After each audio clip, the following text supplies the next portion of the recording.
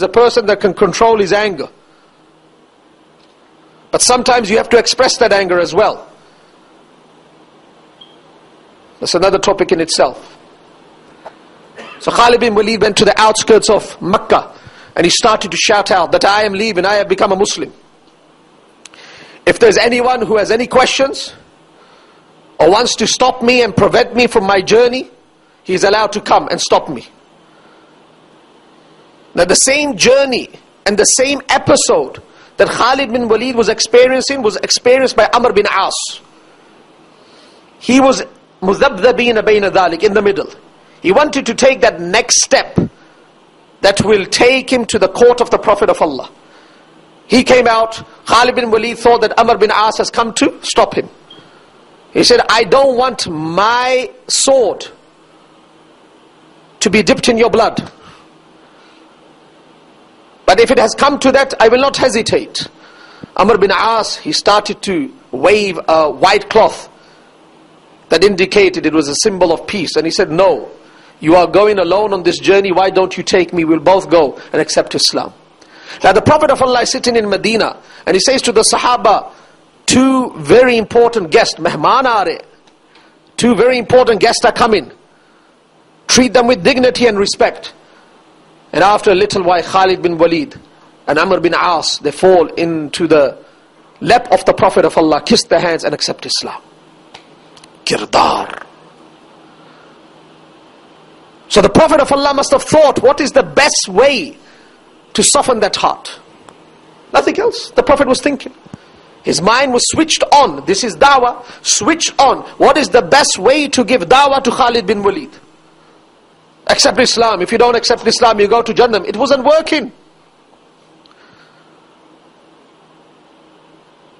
There's Jannah, there's Jahannam. Wasn't working.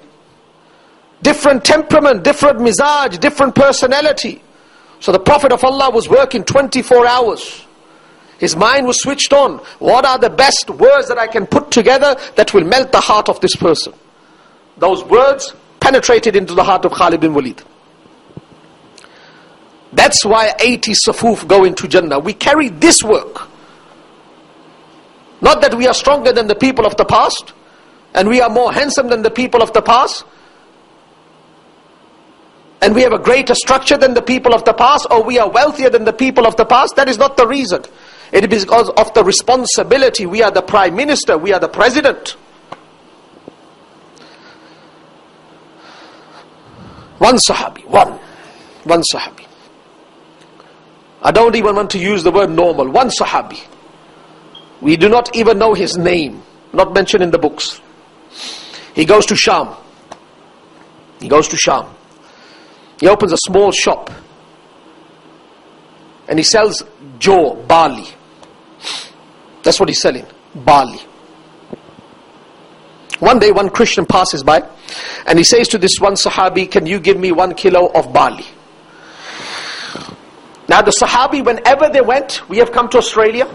Some of us are born in Australia, but most of us have arrived in Australia. We have not come here to take, remember. We have come here to give. Listen to what I'm saying. We have not come here to take. What did the Prophet of Allah say? Innama ana qasim, wallahu yu'ti. I'm a distributor. Allah is the one that grants. We have come here to give, not to take. If our niyat is to take, we cannot give da'wah. Our primary objective is to come here and to spread deen. Anything that comes with it, that is a bonus. Niyat should be that. Everything is based upon the niyyah. Innama ana qasim, wallahu yu'ti. We have come here to give. Sahaba went to give, not to take. The maqsad was very, very different. That's how Islam spread. That's why 80 safuf are going to go into Jannah from the 120. He says, can you sell me 1 kilo of barley? He said, look, I'm a seller. This is my shop. I would like to sell it to you, but I would like to make a request to you at the same time. He said, what is that request? So, you know, that shop in front of me, there's another person selling barley. Can you go and buy from him? Don't buy from me. So this Christian person says, are you a tradesman?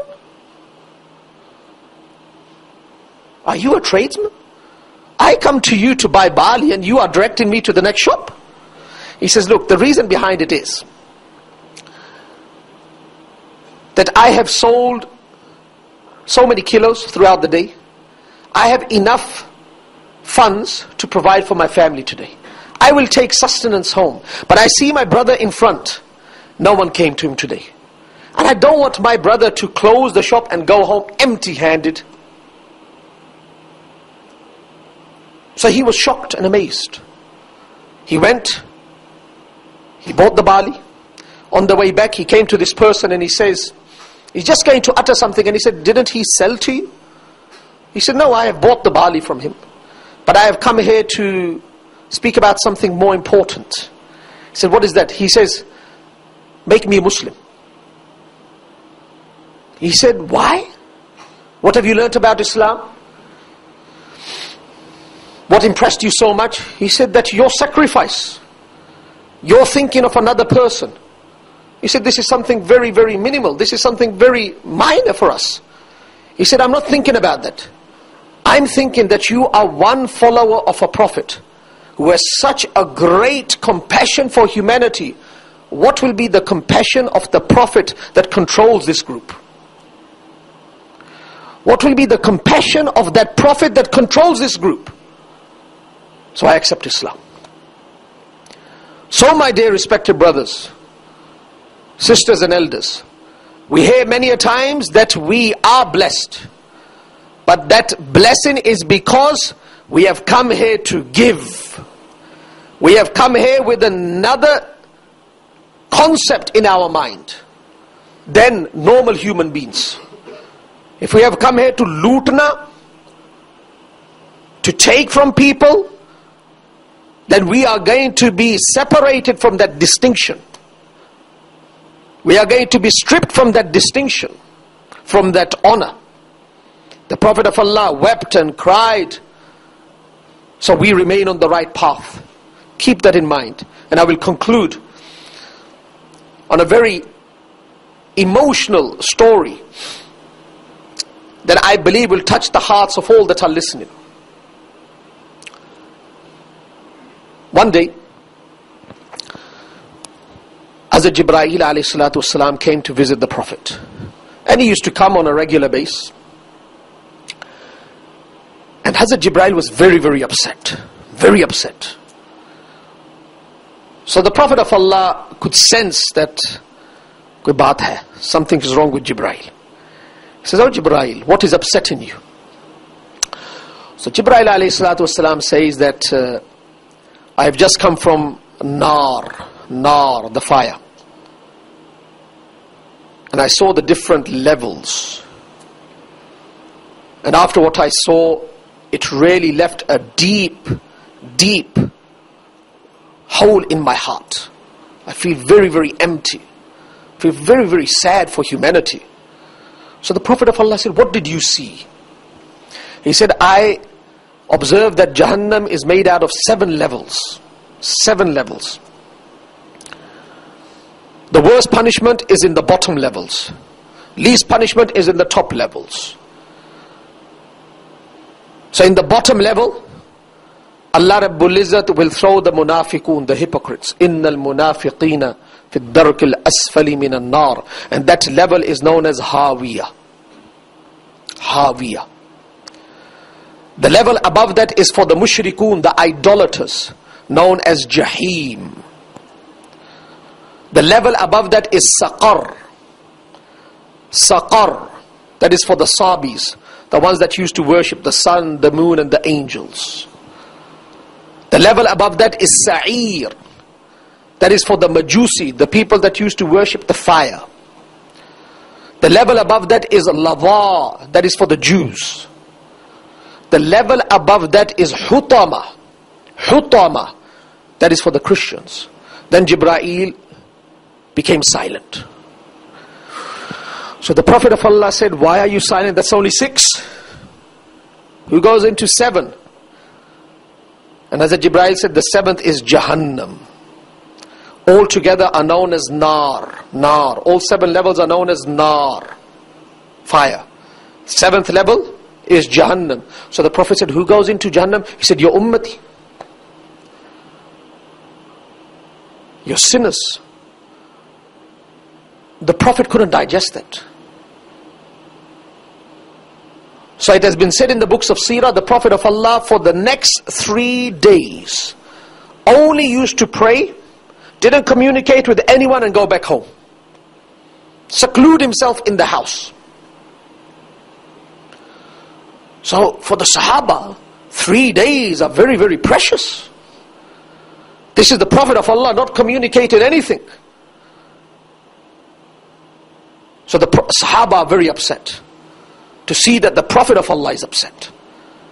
So the Prophet leads the prayer in the house, only comes out to lead the prayer back in the house. You can see that the Prophet of Allah has been crying. You can see the sadness on his face. So after 3 days, the Sahaba make a mashwara, a consultation, and they say to Abu Bakr Siddiq, why don't you go? Knock on the door and find out what is happening. So Hazrat Abu Bakr Siddiq radiallahu ta'ala, and he knocks on the door and he says, I am Abu Bakr. No response. Balawaniyat. No response. Then they send Hazrat Umar. Hazrat Umar knocks on the door. No one responds. Then they send Hazrat Salman Farsi. The Prophet of Allah has said in relation to Salman, Salman is from my family. Hazrat Salman is from my family. He left everyone in Persia. So the Prophet of Allah says, Salman is my family. So Salman, why don't you go? Knocks on the door, no response. Then they go to Ali radiallahu ta'ala. Ali radiallahu ta'ala said that it is better that I send my wife, Hazrat Fatima, the daughter of the Prophet. So Hazrat Fatima radiallahu ta'ala anha goes and she knocks on the door, and after a little while the Prophet of Allah responds. And Hazrat Fatima is allowed to go inside. So she sees the Prophet of Allah sitting in the corner, crying, weeping. She said, oh Prophet of Allah, what has happened? Sahaba are all confused. They are upset that you haven't come out for the last 3 days. You are not the same. And the Prophet of Allah mentioned what Jibreel mentioned. He said that I have been informed that my ummati, and I'm not talking about ummati salbi, ummati ijabi is going to go into Jahannam. I can't live with that. I can't comprehend that. And in front of Hazrat Fatima, the Prophet of Allah falls into sajda once again. Weeps, cries. And then after this sajda comes to an end, he says, glad tidings to the ummah.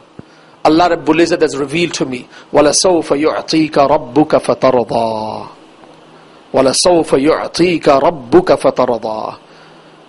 In the near future, we will make you happy. The Prophet of Allah said, I will not be happy until my last ummati is taken out of Jahannam into Jannah. So my dear respected brothers, sisters and elders, we are the last ummah. We are the greatest ummah. But with greatness comes great responsibility. So when you are walking, you are talking, you are seen in the community, there are responsibilities on your shoulders. We are the president, we are the prime minister. What we say is registered in the hearts of people. Not talking about nama amal. What we do is registered in the hearts of people.